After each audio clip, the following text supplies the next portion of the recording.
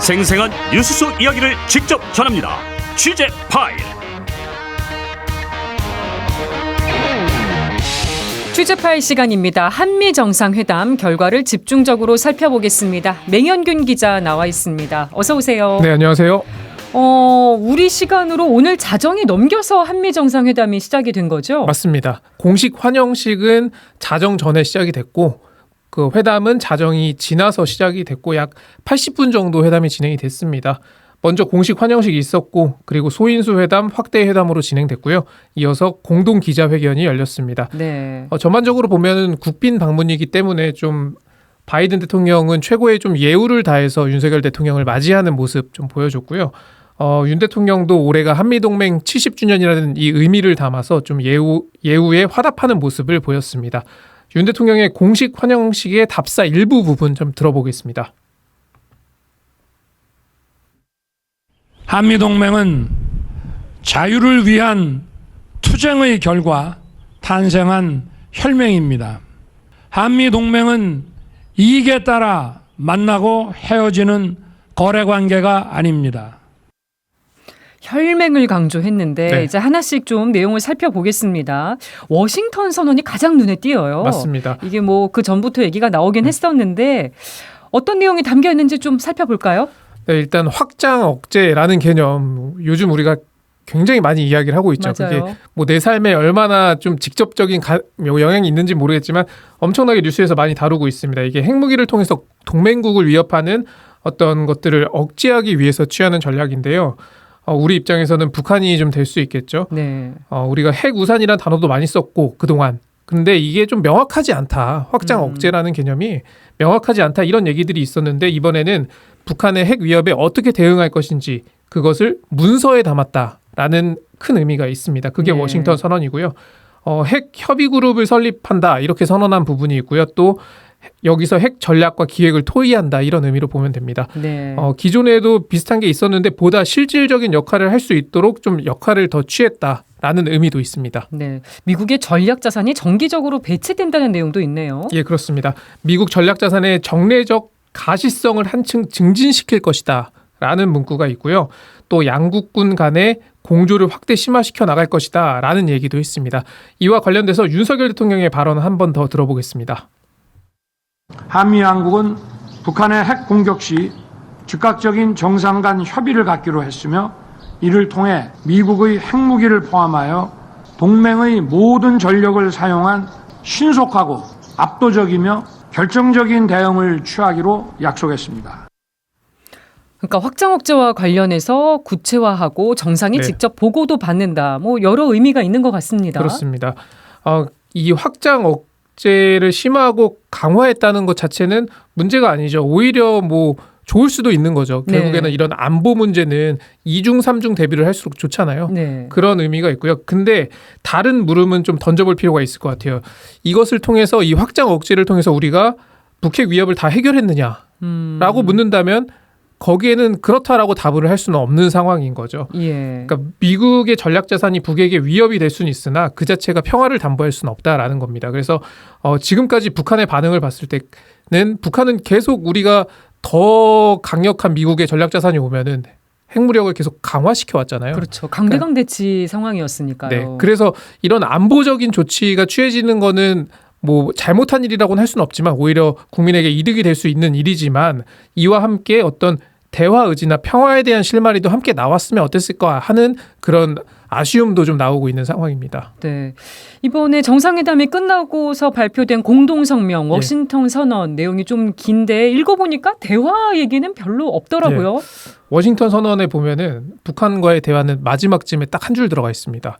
북한과의 전제 조건 없는 대화와 외교를 확고히 추구하고 있다. 그냥 상투적인 어떤 멘트 같아요. 그죠? 네. 그리고 공동성명에도 마찬가지입니다. 북한이 협상으로 복귀할 것을 촉구한다. 이 한마디뿐입니다.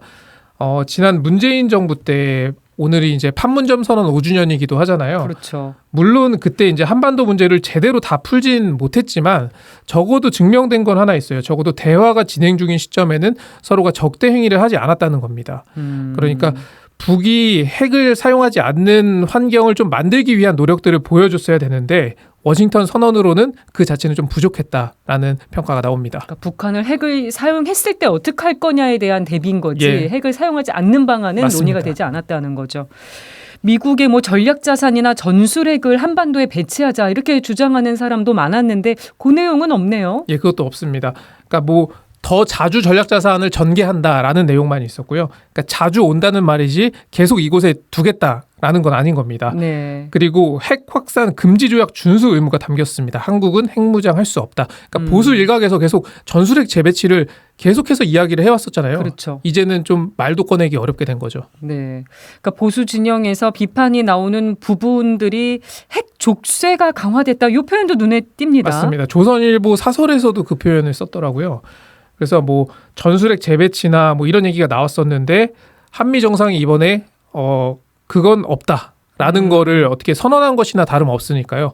그래서 조선일보가 사설에서 핵 족쇄가 강화됐다라는 표현을 썼고요.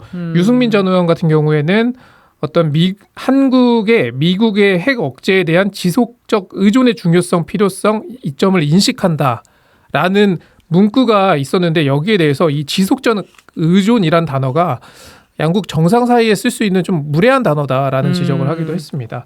다만 대통령실은 우리 국민들이 사실상 미국과 핵을 공유하면서 지내는 것처럼 느끼게 될 것이다 라는 평가를 내놨는데 사실상이라는 건 사실이 아니라는 뜻으로도 해석할 수 있을 것 같습니다. 네, 전략자산은 전개가 되는데 상시 배치는 아닌 거고 그러니까 예. 독자 핵무장은 안 된다는 게 확실해진 거예요. 맞습니다.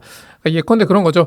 이웃집이랑 으르렁거리고 있어요. 제가 만약에. 네. 근데 그 집에서 총을 갖고 있습니다. 좀 무섭잖아요. 그래서 네. 그런데 저에게는 오랜 친구가 있어요. 총을 좋은 무기를 갖고 있는 친구가 있는데 좀 빌려줘. 우리 집에 좀 놔두자 했는데 그게 아니라 그건 안 되고 내가 그냥 총 들고 너네 집에 한 번씩 갈게. 라고 얘기를 한 거나 마찬가지예요. 좀 극단적인 비유를 하자면요. 네. 그러니까 대신 거기에다가 너는 절대로 총을 사거나 만들면 안 돼. 라는 약속이 추가가 된 거죠. 네. 반면에 또 이제 진보 진영에서는 그 70년 된 친구가 총 들고 동네에 와준다고 하는데 그러면 우리가 이웃집이랑 화해를 시도하면 되는 거 아니야?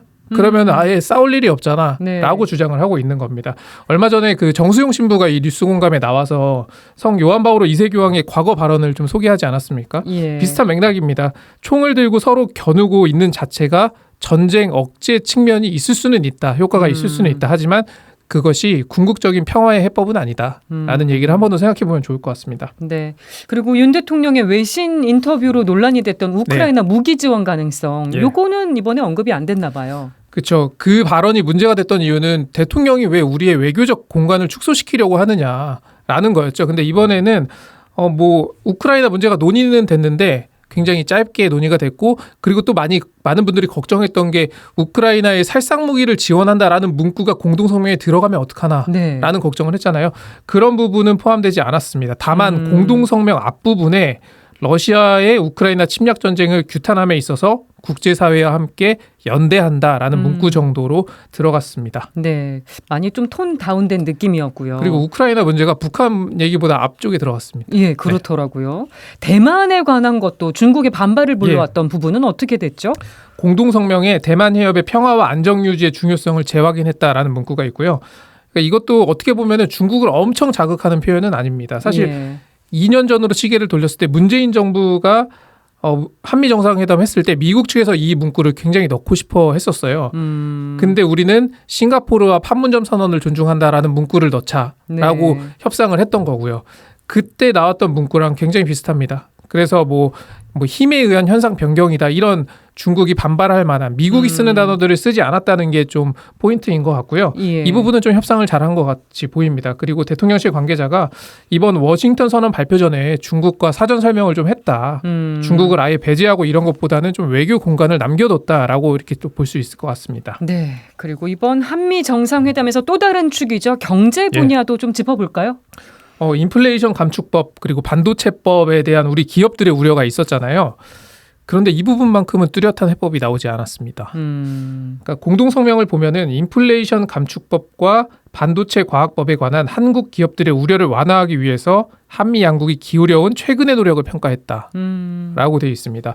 그러니까 이 말을 보면은 최근의 노력이라 하면 예컨대 인플레 감축법에서 현대 기아 전기차가 보조금을 못 받게 됐는데 네. 리스나 렌트 같은 경우로 판매를 할 때는 또 받을 수가 있어요. 뭐 그 부분을 얘기하는 것 같고요. 그리고 일부가 규제에서 빠진 점을 평가를 했는데 반대로 보면은 인플레 감축법이나 이 반도체법에서 바뀔 사항은 없다라고도 해석이 됩니다.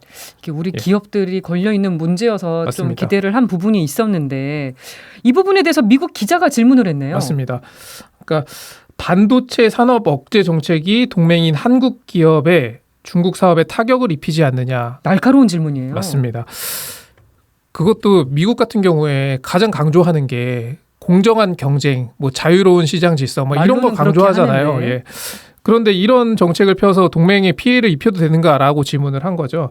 바이든 대통령은 삼성이나 SK 같은 한국 기업도 미국 투자를 통해 일자리를 만들고 있다. 한국 기업이 성장하고 발전하는 게 미국에도 도움이 된다라고 답을 했습니다. 동문서답 같아요. 그렇죠.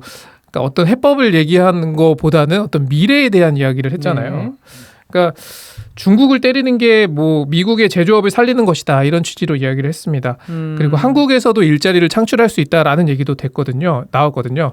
그러니까 근데 이 부분은 좀 연관을 지어보면 정상회담 직후에 윤석열 대통령이 테슬라 CEO 일론 머스크를 만났어요. 네. 근데 이 일론 머스크가 기가팩토리라고 하는 공장을 한국에 세울 수 있다 막 이런 뭐 한국도 후보지국 네, 중에 얘기가 하나다라는 나왔었잖아요. 얘기가 나와 있었는데 그래서 일부 지자체가 들썩들썩한 적도 있었고요. 음. 그러다가 사실상 이게 좀 어려워진 거 아니냐라는 관측이 있었거든요. 인도네시아가 또 강한 경쟁 상대로 있거든요. 예. 근데 이렇게 만난 거 보면은 기가팩토리 유치가 또 이뤄질 수 있지 않을까 이런 기대감을 남기기도 했습니다. 네.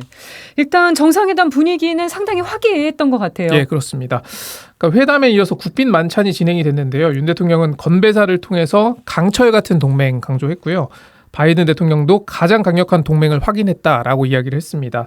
또 윤 대통령은 우정은 네이클로버 같아서 찾기가 어렵지만 갖게 되면 행운이다라는 이야기도 했는데 이게 이제 아일랜드 속담인데 네. 바이든 대통령이 아일랜드계 혈통임을 강조했거든요. 네. 그 부분을 좀 맞춰준 거다 이렇게 볼 수도 있고 또 눈길이 끄는 장면이 윤 대통령이 노래를 했습니다. 그러니까 학창 시절 애창곡인 돈 맥클린의 아메리칸 파이를 선곡을 했고 뭐 바이든 대통령 등의 뭐 주변 사람들의 요청에서 마이크를 직접 잡고 노래를 불렀습니다. 이 부분 준비했거든요. 한번 들어보겠습니다.